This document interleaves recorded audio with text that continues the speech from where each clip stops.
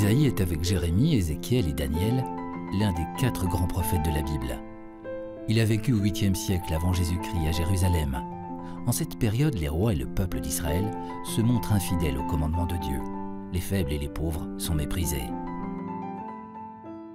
Alors que Jérusalem est assiégée par les Assyriens, Isaïe annonce au roi Akaz, au milieu des guerres et du découragement, que c'est dans la naissance d'un bébé que viendront la délivrance et le salut. Le Seigneur lui-même vous donnera un signe, dit Isaïe. Voici que la jeune femme est enceinte. Elle enfantera un fils, et on l'appellera Emmanuel, c'est-à-dire Dieu avec nous. De crème et de miel, il se nourrira, et il saura rejeter le mal et choisir le bien. Cet enfant descendra du roi David et sera source de joie. Ce fils sortira de la famille de Jessé, raconte Isaïe, comme une jeune branche sort d'un vieux tronc. L'Esprit du Seigneur reposera sur lui. Il lui donnera la sagesse et le pouvoir de bien juger. La justice et la fidélité seront pour lui comme une ceinture qu'on porte sans cesse autour de la taille.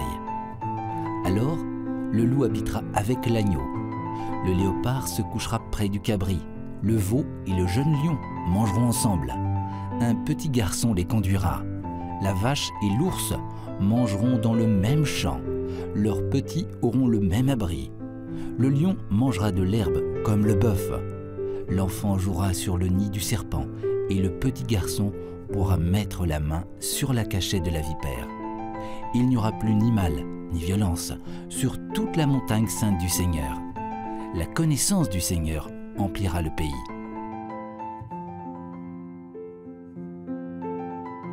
Au sujet de Jérusalem, Isaïe prophétise également cette grande espérance qui concerne l'humanité de tous les temps d'un bout à l'autre du monde.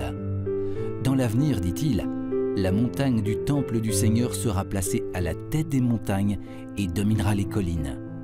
Toutes les nations afflueront vers elle, des peuples nombreux se mettront en marche et ils diront « Venez, montons à la montagne du Seigneur, au temple du Dieu de Jacob. Il nous enseignera ses chemins et nous suivrons ses sentiers.